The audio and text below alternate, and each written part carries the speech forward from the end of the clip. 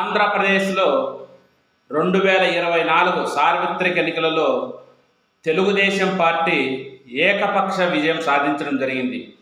175 గాను 164 సీట్లతో కూటమి ప్రభుత్వం అధికారం చేపట్టడం జరిగింది. అటువైపున వైఎస్ఆర్ కాంగ్రెస్ పార్టీ కేవలం 11 సీట్లకు మాత్రమే పరిమితం కావడం జరిగింది. అయినప్పటికీ కూటమి ప్రభుత్వం ప్రస్తుతానికి సంతృప్తిగా లేదు. వాళ్ళకు వచ్చిన సమస్య ఏంటంటే, రాష్ట్ర స్థాయిలో వాళ్ళు అధికారంలో ఉన్నప్పటికీ స్థానిక స్థాయిలో అంటే స్థానిక సంస్థలలో గ్రామ పంచాయతీ నుంచి జిల్లా పరిషత్ వరకు వివిధ పదవులలో ఎక్కువ భాగం దాదాపుగా 80% అబోవ్ వైఎస్ఆర్ కాంగ్రెస్ పార్టీకి చెందినటువంటి వ్యక్తులే ఉన్నారు. ఇది కూటమి ప్రభుత్వానికి, ముఖ్యంగా తెలుగుదేశం పార్టీకి చాలా ఇబ్బందికరంగా, రాజకీయంగా వాళ్ళు దాని ఒక ఛాలెంజ్గా లేదు వాళ్ళ ఒక ఇబ్బందికరమైన పరిస్థితిగా భావిస్తూ ఉన్నారు. అయితే వాస్తవంగా వైఎస్ఆర్ కాంగ్రెస్ పార్టీ అధికారంలో ఉన్నప్పుడు, అప్పుడు తెలుగుదేశం పార్టీ స్థానిక సంస్థల ఎన్నికలు జరిగినప్పుడు కొన్నింటిలో బహిష్కరించింది, కొన్ని పార్టిసిపేషన్ చేసినప్పటికీ చాలా చోట్ల నిలబడలేకపోయింది. ఏదో అక్కడిక్కడ అడపాదడప జనసేనతో కలిసి కొన్ని నామాత్రంగా గెలుచుకోవడం జరిగింది. ఇంకా మున్సిపాలిటీ కార్పొరేషన్లు తీసుకుంటే కేవలం ఒక తాడిపత్రి మినాయించి ఎక్కడ గెలిచినటువంటి సందర్భం లేదు. ఇలా తీసుకుంటే వైఎస్ఆర్ కాంగ్రెస్ పార్టీ 11 సీట్లకు పరిమితమైనప్పటికీ క్షేత్రస్థాయిలో వాళ్ళకు ఉన్నటువంటి బలం, ఈ యొక్క వార్డు మెంబర్లు కానీ, ప్రెసిడెంట్లు కానీ, ఎంపీటీసీలు కానీ, జెడ్పీటీసీలు కానీ, మండల పరిషత్ ప్రెసిడెంట్లు కానీ, తర్వాత తీసుకుంటే జిల్లా పరిషత్లో తీసుకుంటే జిల్లా పరిషత్ చైర్మన్లు కానీ, మున్సిపాలిటీలలో కార్పొరేటర్లు కానీ, మేయర్లు కానీ, కౌన్సిలర్లు కానీ, చైర్మన్లు కానీ, ఇలా వివిధ స్థాయిల్లో వైఎస్ఆర్ కాంగ్రెస్ పార్టీకి చాలా అడ్వాంటేజ్ ఉంది. ఏదైనా ఒక పార్టీ బలంగా ఉండాలి, రాజకీయాల్లో పైన రాష్ట్ర స్థాయిలో అధికారం లేకపోయినా క్షేత్రస్థాయిలో బలంగా ఉండాలంటే ఇది వైఎస్ఆర్ కాంగ్రెస్ పార్టీకి ఒక రకంగా చెప్పాలంటే చాలా అడ్వాంటేజ్తో కూడుకున్నటువంటి ఒక అంశం. అయితే ఇలా అడ్వాంటేజ్గా ఉన్నటువంటి ఈ యొక్క క్షేత్రస్థాయిలో స్థానిక సంస్థలలో ఉన్నటువంటి బలాన్ని వైఎస్ఆర్ కాంగ్రెస్ పార్టీ ఇలానే నిలబెట్టుకోగలగాలి. ఎందుకంటే పార్టీ ఎప్పటికైనా క్షేత్రస్థాయిలో బలం ఉన్నప్పుడే రాష్ట్ర స్థాయిలో అధికారం ఉన్నా లేకపోయినా మళ్ళీ అధికారంలోకి రావడానికి ఒక బూస్టింగ్ లాగా ఉపయోగపడుతుంది ఈ క్షేత్రస్థాయిలో ఉన్నటువంటి బలం. అంతేకాదు, తెలుగుదేశం పార్టీ కూడా చూసినాం కదా, 2019లో 23 సీట్లకు పరిమితం అయినప్పటికీ మళ్ళీ తెలుగుదేశం పార్టీ ఇంతగా ఎలా పుంజుకోగలిగిందంటే ఆ పార్టీకి ఉన్నటువంటి సంస్థాగతంగా ఉన్నటువంటి బలం. సరే, అది పదవుల రూపంలో కావచ్చు లేదా పార్టీ రూపంలో కావచ్చు. వైఎస్ఆర్ కాంగ్రెస్ పార్టీకి ఉన్నటువంటి ఈ యొక్క అడ్వాంటేజ్ను ఈ కూటమి ప్రభుత్వం, ముఖ్యంగా తెలుగుదేశం నాయకులు ఎక్కడికెక్కడగా అడ్డుకొని వాళ్ళ బలాన్ని తగ్గించాలనే ఉద్దేశంతో ఈ 7 నెలల కాలంలో చాలా చూసినాం. చాలా చోట్ల కార్పొరేటర్లను, జెడ్పీటీసీలను, ఎంపీటీసీలను, మేయర్లను, డిప్యూటీ మేయర్లను రకరకాల ప్రయత్నాలు, ప్రలోభాలు రకరకాల చేస్తూ ఉన్నారు. అయినా చాలామంది తలగట్లే. ఎక్కడో కొంతమంది వాళ్ళకున్న ఇబ్బందుల దృష్ట్యా లేదా రాజకీయాలంటే అవకాశవాదం అన్నటువంటి ఒక దృక్పథంతో చాలామంది కొంతమంది అటువైపు పోయిండొచ్చు కూటమి వైపు.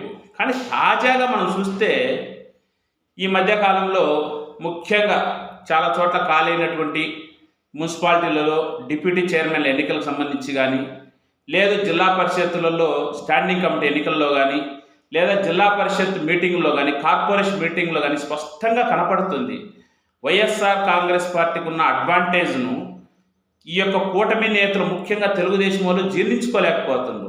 ఎందుకంటే వీళ్ళు ఎమ్మెల్యేలుగా, ఎంపీలుగా, మంత్రులుగా ఉన్నప్పటికీ పైన స్టేజ్ మీద కూర్చునేటువంటి అర్హత కొంతమందికి రావట్లే.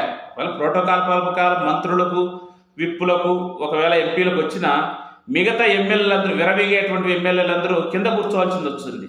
అది వాళ్ళకు చాలా ఇబ్బందిగా, హీగోగా ఫీల్ అవుతున్నారు. ముఖ్యంగా వాళ్ళు బలం కంటే కూడా మనం అధికారంలో ఉండి మనకు లేనటువంటి ప్రాధాన్యత 11 సీట్లకే పరిమితమైనటువంటి వైఎస్ఆర్ కాంగ్రెస్ పార్టీకి ఉంది కదనేటువంటిది వాళ్ళు జీర్ణించుకోలేకపోతున్నారు. ముఖ్యంగా మనం చూస్తున్నాం కడప కార్పొరేషన్ల పరిధిలో కడప ఎమ్మెల్యేగా గెలిచినటువంటి ఆ రెడ్డి గారి మాధవరెడ్డి గారు చూస్తున్నాం.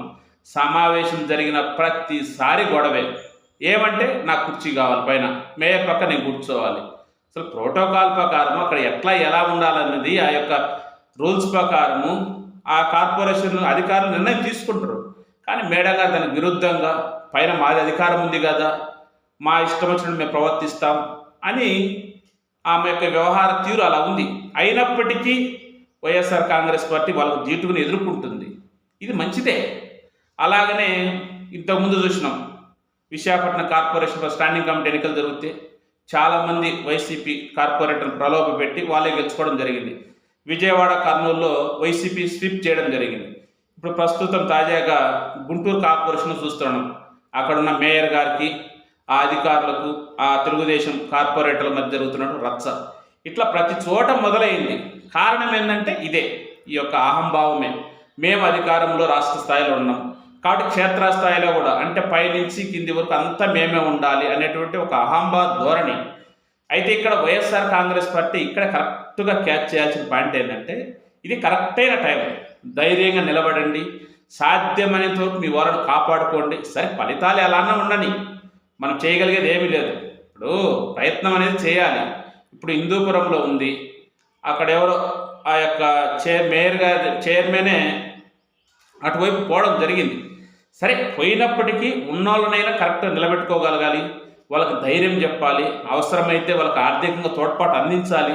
అన్ని విషయాల్లో పార్టీకి సంబంధించిన జిల్లా నాయకులు, పార్టీ యంత్రాంగము, మా రాష్ట్ర స్థాయిలో ఉన్నటువంటి పార్టీ అధ్యక్షులతో సహా అందరూ వాళ్ళకు తోడ్పాటుగా వెన్నుదన్నుగా ఉంటే చాలామంది నిలబడతారు.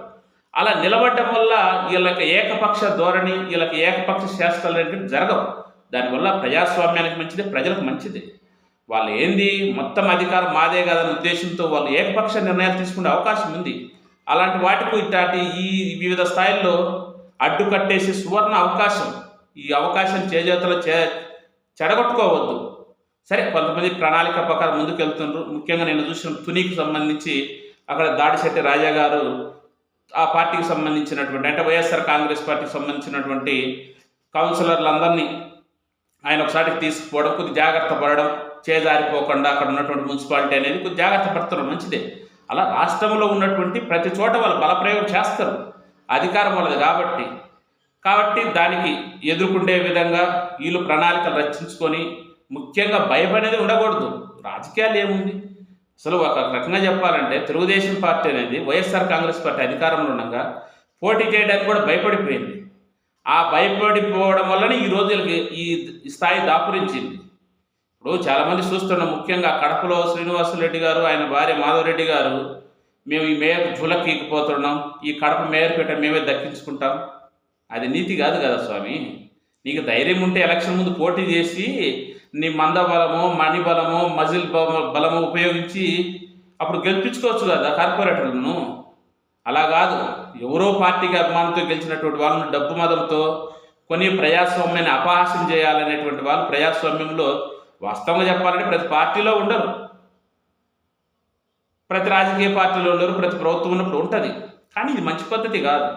ఇక్కడ వ్యక్తిగతంగా కూడా వైఎస్ఆర్ కాంగ్రెస్ పార్టీకి సంబంధించి అన్ని స్థాయిల్లో, పంచాయతీ స్థాయిలో ఉండేటువంటి వార్డు మెంబర్ నుంచి జిల్లా పరిషత్తులో ఉన్నటువంటి జెడ్పీటీసీ, జెడ్పీ చైర్మన్ల వరకు కూడా ఆలోచించాల్సింది ఏంటంటే రాజకీయాలు అనేది అధికారం ఒక రోజు ఉంటుంది, ఒక రోజు పోతుంది. అది కాదు కదా. ప్రజలు మీకు ఎందుకు ఓట్లు వేసిండ్రు? ఆ రోజు ఎలక్షన్స్ అప్పుడు మీరు ఒక పార్టీ తరఫున పోయినరు, ఇదో పలానా పార్టీ తరఫున మా నాయకుడు ఈ నాయకుడు కాబట్టి మాకు ఓటు వేయండి అని అడిగినరు. అప్పుడు మీకు ఆ పార్టీ తరఫున ఓట్లు వేసిండ్రు. అంతేగాని మీరు అధికారం మారిన వెంటనే, అధికారం కోల్పోయిన వెంటనే డబ్బులు కమ్ముడు పోయి, ప్రలోభాలకు పోయి, అధికారానికి భయపడిపోయి మీ కుటుంబ వ్యక్తిగత అవసరాల కోసం, వ్యాపారాల కోసం మేము పార్టీలు మారుతామంటే మీకు రాజకీయ భవిష్యత్తు ఉండదు, రాజకీయంగా మీకు విలువ ఉండదు, ప్రజాస్వామ్యాన్ని అపహాస్యం చేసిన వాళ్ళు అవుతారు. మీకు ఇంకా రాజకీయ భవిష్యత్తులో ఎప్పుడు పోటీ చేసినా మీరు గెలిచే అవకాశాలు చాలా తక్కువ ఉంటాయి.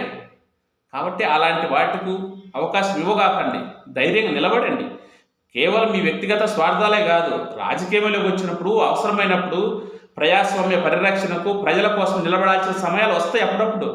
ఆ సమయాలను కొన్ని కఠినంగా ఉంటాయి, వాటిని తట్టుకొని నిలబడాలి కదా. ఎప్పుడు రాజకీయంలోకి వచ్చిన వెంటనే ఎప్పుడు మీ స్వార్థాలు చూసుకుంటే మిమ్మల్ని నమ్మేసిన ప్రజలకు ఏం ఉపయోగం ఉంటుంది? ఇప్పుడు మీరు గిన గట్టిగా నిలబడకపోతే అన్ని మున్సిపాలిటీల్లో కానీ, అన్ని కార్పొరేషన్లో కానీ, వివిధ మండల పరిషత్తులలో కానీ, గ్రామ స్థాయిలో కానీ ఆ ఉన్నటువంటి బలం తగ్గిపోతే దానివల్ల వాళ్ళని నమ్ముకున్న ప్రజలు లేదా ప్రజాస్వామ్యంలో ఏకపక్షంగా నిర్ణయాలు తీసుకోవడానికి అవకాశం లేకుండా అడ్డుకునే విధంగా ఉంది కదా, దాన్ని కాపాడుకోవాలి. దాన్ని కాపాడుకొని ముందుకు పోతే మీకు మంచి పేరు ఉంటుంది. చూడండి, ఇంత ప్రభుత్వం ఉన్నా కూడా గట్టిగా నిలబడినారనేటువంటి ఒక మంచి పేరు ఉంటుంది. నేను చూసిన కదా అనంతపురంలో ఆ యొక్క జడ్పీ చైర్ మేడం గారు ఎంత గట్టిగా మాట్లాడుతున్నారు, ఎంత గట్టిగా నిలబడినారు. ఆ వైపున మంత్రులు ఉన్నారు, ఎంపీలు ఉన్నారు, తెలుగుదేశం పార్టీకి ఎమ్మెల్యేలు ఉన్నారు, పైన రాష్ట్ర స్థాయిలో వాళ్ళ ప్రభుత్వం ఉన్నప్పటికీ ఆ మేడం గారు చాలా గట్టిగా నిలబడింది. అలా ఉండాలి, నిలబడాలి. అలా నిలబడినప్పుడే పార్టీకి కూడా ఎవరైనా అటు ఇటు ఆలోచించే వాళ్ళు కూడా ధైర్యంగా నిలబడగలుగుతారు. ఇప్పుడు మీ చేతుల్లో ఉంది.